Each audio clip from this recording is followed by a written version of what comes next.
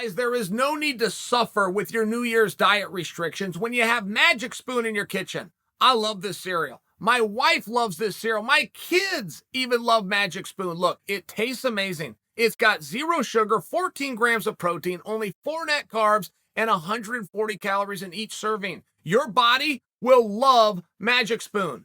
There's 8 delicious flavors. You got cocoa, fruity, frosted, peanut butter, cinnamon, and blueberry, maple waffle, and cookies and cream. My favorite is frosted, but limited edition flavors come out all the time. Magic Spoon is keto-friendly, gluten-free, grain-free, soy-free, low-carb, and GMO-free. They are so confident in this product that they back it with a 100% happiness guarantee, which means if you don't like it for any reason, they refund your money, no questions asked. Go to magicspoon.com/Chael or click the link to grab a variety pack. Be sure to use the promo code Chael at checkout. That's going to get you $5 off your first order. Derrick Lewis made a comment. He was doing some media talking about the Houston show and his big fight coming up with Tuivasa, and he just drops a nugget. He says, yeah, when I'm done, I want to take on Stipe Miocic.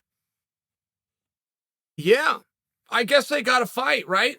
I mean, if you really take a look, Derrick's comment that he needs to fight Stipe Miocic, you have to understand there is no other division quite like this at heavyweight right now in 2022.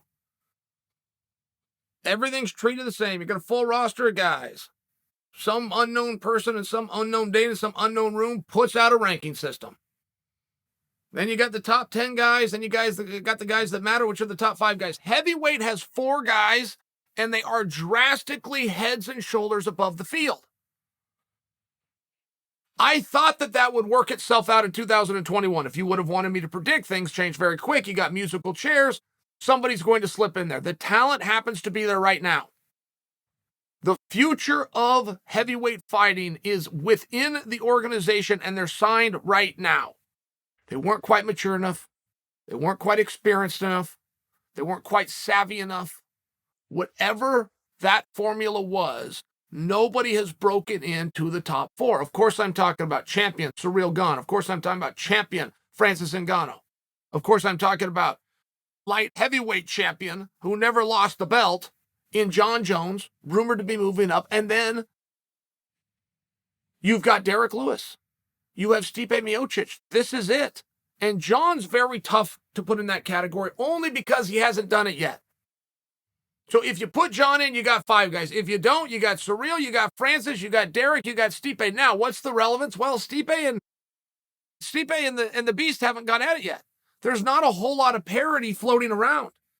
It's going to greatly matter, and I'm not willing to sign off yet. I'm very glad that somebody's calling out Stipe. I'm very glad that Derrick Lewis is smart enough to know the Tuivasa fight doesn't put him right back where he wants to be, but it could put him in line for Stipe. Anybody gets past Stipe, all of a sudden, you're back in the conversation. But it is these big 4 and possibly 5 with the introduction to Jon Jones.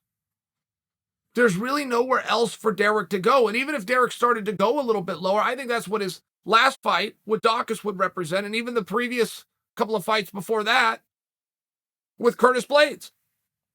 It seems as though the big 4 are just going to have to keep on doing this round-robin rotation, and maybe on a 5th we get to slip Jon in the mix. It just doesn't look like anything's different in heavyweight. That is the point that I feel I have successfully made, to the point of redundancy. But let's take a little bit closer look. Would you predict that happen? On one hand, absolutely. Derrick goes out in a feature fight. Derrick gets a big win. Derrick's already set the table for himself versus Stipe, which makes all of the sense in the world. Not so fast. Not so fast. Stipe Miocic is a number 1 contender any way you want to do it. Stipe Miocic, on the savvy part of getting the mandate of the masses and making sure people are behind him and behind the message that he is the greatest heavyweight fighter of all time. He's 1-1 with the current champion, and he has every right to go back in there and try to get back what was once his. That is going to work, and that is going to hold up. Nobody is going to be able to pierce that veil of facts. But Stipe hasn't said it once. Not one single time. It's just not the way he's wired. He's not. He's a gentleman, and he's a sportsman, and he finds that rude. And he doesn't think politics should have to be on his side. He feels that his resume is the only thing that he needs. He should be right. But he's not. Now, the reason I bring Stipe into this is Stipe could step in for a world title fight, absolutely, particularly if Surreal was to win. It works with Ngannou because you're going into a trilogy fight, particularly with Surreal, because now you're not doing a rematch. Now Surreal is really proving himself. There's a lot of things that work and make a level of sense.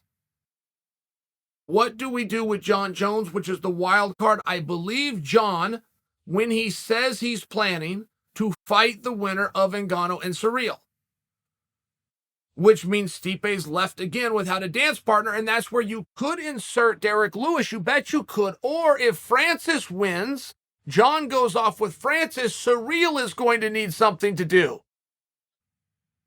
And I think the only fight that could be bigger for Stipe right now, I'm taking out championship fights. Championship fight trumps everything. I'm taking that out because it looks like Jon has the magic wand to wave over this to take that spot himself.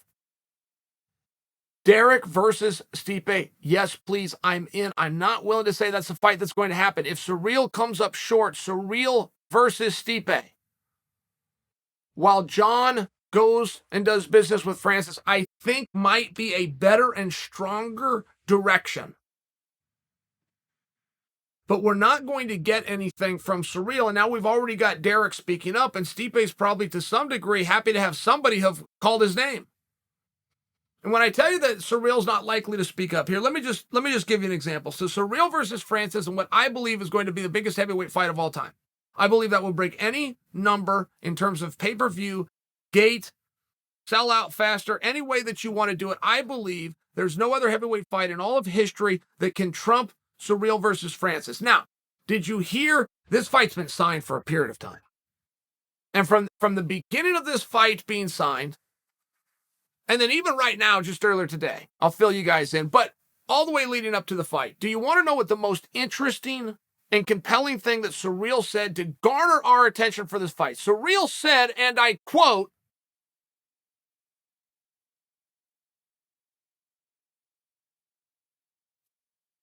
but did you hear what Francis said? Did you hear what Francis said to help to add to the magnitude of this huge contest? Francis said, and I quote,